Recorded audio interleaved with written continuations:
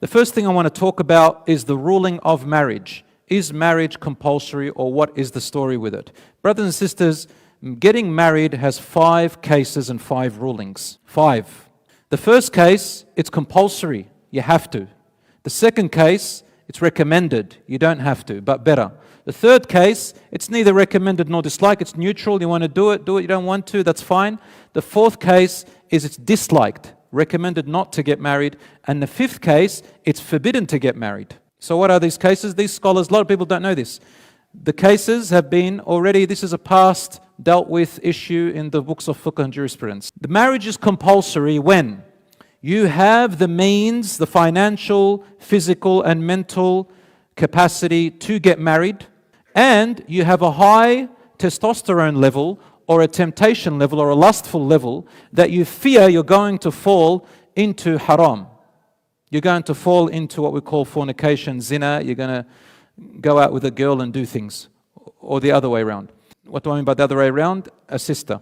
So if you have the financial means and you're ready, you're mature enough, mentally enough, physically enough, financially enough, and you fear that you're going to fall into haram, then it becomes compulsory to get married. Or you have already close to falling into haram, or you're on the steps of falling to haram, and you know yourself that if you don't get married, you don't have a partner soon to have halal intimacy with them, then it becomes compulsory for that person to get married. Number 2 is recommended, and that is when you do have the means, there's nothing stopping you, you have the financial means, you have the ability, but your temptations, you don't fear upon yourself, you have control over yourself, you're not falling into haram and you're not in the steps of haram. So you're not in that case, you have good control over yourself, it's recommended to get married. The neutral way is when your finances are okay and your temptations are okay, but your finances are not too high and your temptations are not too high, but they're not too low, imbalanced.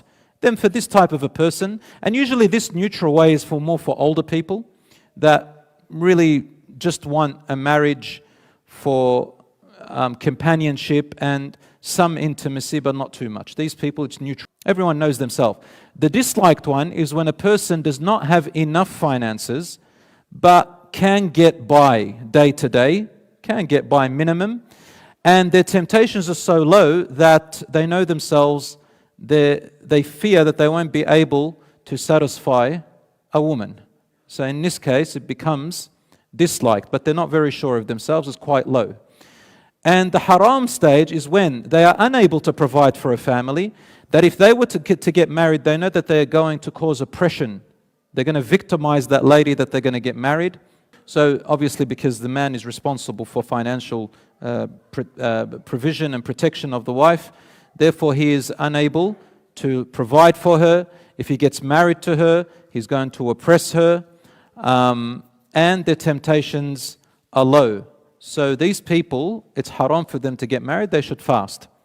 Now some people, they might mix between. They might say, my finances are low, if I get married I might harm her, but my temptations are so high. What do we do in these situations? We say getting married to her, not getting married is better, because oppression and zulm is worse. Some scholars said, if you have support, get married, or find another way of waiting, because this is in the Quran. Allah says, whoever does not find the means to protect themselves from falling into, so whoever does not have the means to get married, فَلْيَسْتَعْفِفْ, control yourself, hold yourself, find some other means. The Prophet ﷺ said, fast if it helps you, until you are able to get married. Because dhulm, oppression, is one of the major sins, even higher than a person committing a minor sin or has a fear of falling into temptations. Dhulm of a person is worse. So it's better if you can to wait. So brothers and sisters, what you need to understand is that there are these 5 cases. Marriage is not always compulsory, not always recommended. Sometimes it's actually disliked, sometimes very neutral, sometimes it's haram. Especially it's haram if a person has no drive whatsoever and they're not going to be able to fulfill the wife's need who they marry.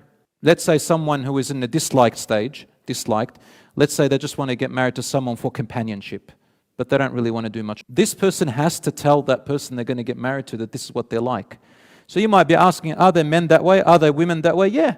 There are people who are born with hormonal imbalances. And there are those types. There are men who are a bit more effeminate and women who are a bit more masculine. And this is genetically correct.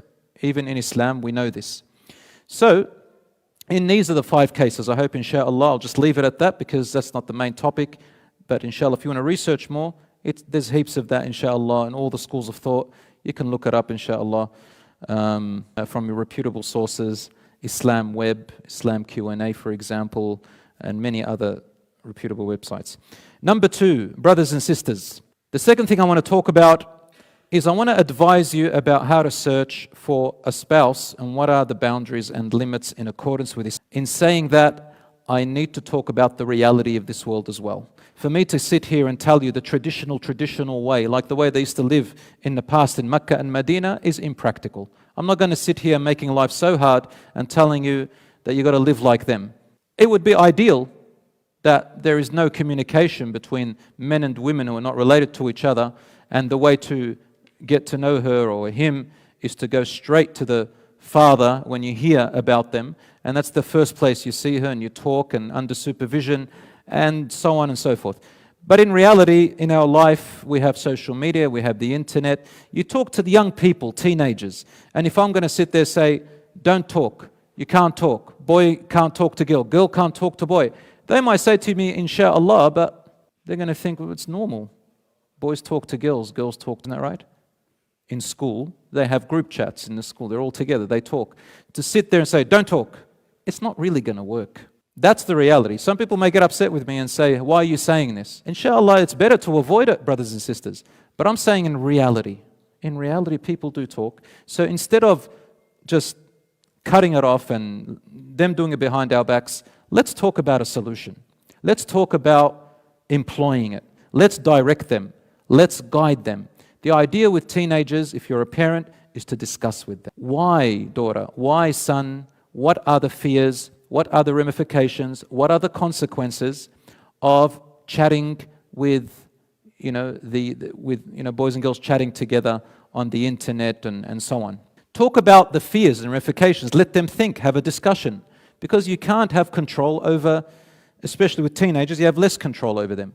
So, the scholars of today have spoken and said, look, the minimum, if a person truly has good intentions for marriage and they can talk with the person respectfully, they know themselves and they can respect the boundary so it doesn't become inappropriate between them and it's truly for marriage, they can talk necessarily as much as it needs to be, but to try their best to move from that step to the next step. Some sisters ask me, how do I know a guy is playing me? How do I know a guy is just wasting my time?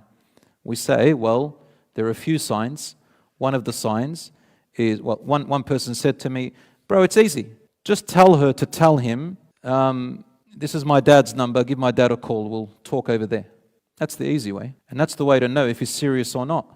If he starts wiggling around and making excuses, he's not really serious. But then there are some brothers, they say, look, let me just talk for a bit and just before I go and make everything serious, they're very scared. They start getting stomach aches and they start getting all these problems. I understand. And, you can try. The sister knows that he's playing her or a thing when she asks important questions. Look, I'll only talk 2 or 3 times. I am interested in marriage, but after that, I'm going to tell my parents about this. And then if he starts wiggling around and changing the appointments and wants to keep talking and talking, then you know that this guy is trying to play games. Honestly, brothers, look at your own sister or your own daughter. How would you like them to be treated? So really, you've got to use the brain rather than here or somewhere else. You need to use the brain. Brothers and sisters, it's very important that we respect each other. So these are the types of people when they hide everything. Yeah? So they're very private. They won't give, they won't say who they are really. Sometimes they use nicknames. They ask pressing questions and the guy is always hiding, or the girl is always hiding things. So you can tell that they're wiggling around. This is just playing games. This is not serious. My brothers and sisters, I advise you, please stay away from these types of with each other. I don't want to start with all the stories because I want to get to the important part. However, there are many stories out there where things went really wrong. Shame is going down the drain. Shame is going down the drain. self-respect, modesty, everything that was considered harmful to each other from a sexual sense has become normalized. We don't have to be like that. Allah subhanahu wa ta'ala created us. Those sisters are His property, Allah's property. He created them. And we are Allah's property. We have to respect Allah's property. We have to respect them. I have seen many young people where they start chit-chatting and talking and they keep